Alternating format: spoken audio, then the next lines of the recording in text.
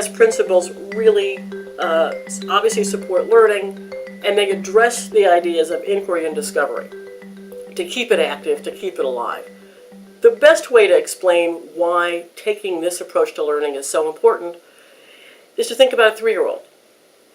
3-year-olds wake up in the morning looking for things to do, people to talk to, places to go, possibilities to explore. We don't have to put structure in front of them. They are naturally active. We support their active learning. They are actively choosing what they want to learn by looking around in their environment. We all get that image of a 3-year-old. Why is that idea of leading with and supporting the ideas of inquiry and discovery so important? Think about that engaged 3-year-old. Think about them 2 years later when they go to kindergarten. They're usually equally engaged, ready to learn, ready to tackle whatever is put in front of them. Let's fast forward 5 years later, look at data from the Gallup student poll. By grade 5, only 2/3 of young people report that they're engaged in school. And the numbers go down steadily every year until grade 10, when only 1/3 of young people are engaged in school. They go up slightly from grades 10 to 12, so by the time you get to 12th grade, you get about 38% of young people reporting that they are engaged in school, but that uptick between grades 10 and 12 really only reflects the fact that the young people who are deeply disengaged have left school because we've allowed them to. So if we assume that young people come into school ready to learn, ready to discover, full of curiosity, what we do in the current way that we support learning is actually to reduce their level of engagement, to reduce that motivation, to reduce their concentration, to reduce their engagement in school every year that they're there. Clearly, that calls for a different definition of learning.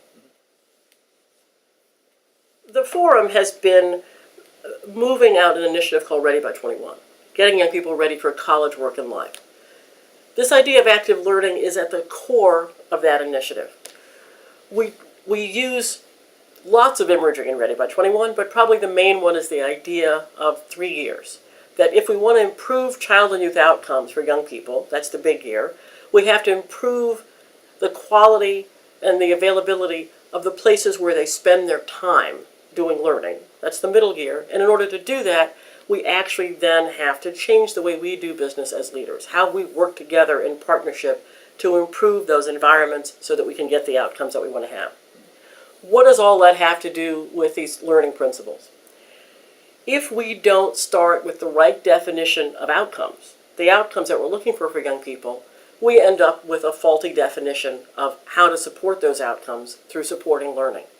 So when we think about child and youth outcomes, it's extremely important for us not to just think about academic skills and later work skills, not to just think about risky behaviors and the need to reduce risky behaviors, but the need to really develop young people's social and emotional and civic competencies.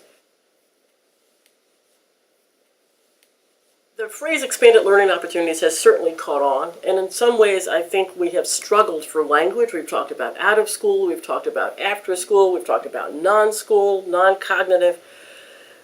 The phrase expanded learning opportunities, I think, is good in that it is neutral and it is centered on the child. It's something that we can't deny we need to do, expand learning opportunities.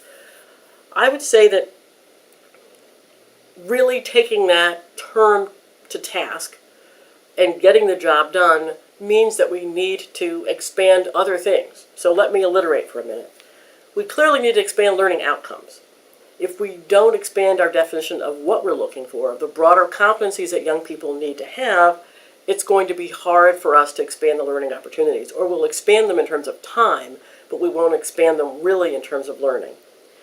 We also then have to expand learning objectives. We have to be much clearer about what we want to see as evidence that learning is happening.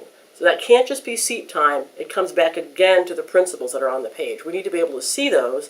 We need to be able to assess those in concrete ways and be able to give teachers and youth workers and others who work with people very concrete feedback about whether they're creating environments in which learning is happening, so that we're not waiting until the end of the quarter or the end of the year to run a test and see if learning has happened. We then have to really expand learning options. Expanding learning opportunities sounds like sort of a free-for-all. You can go around and look for things and find more places where learning could happen. That may be more places, it may be more time. I think we have to be more intentional and talk about expanding learning options, creating alternative pathways for young people to get to success. If the traditional school is not right for them, it may be an alternative school. If they have dropped out of school and need a path back. So the idea of options, for me, is a little bit more powerful than opportunities.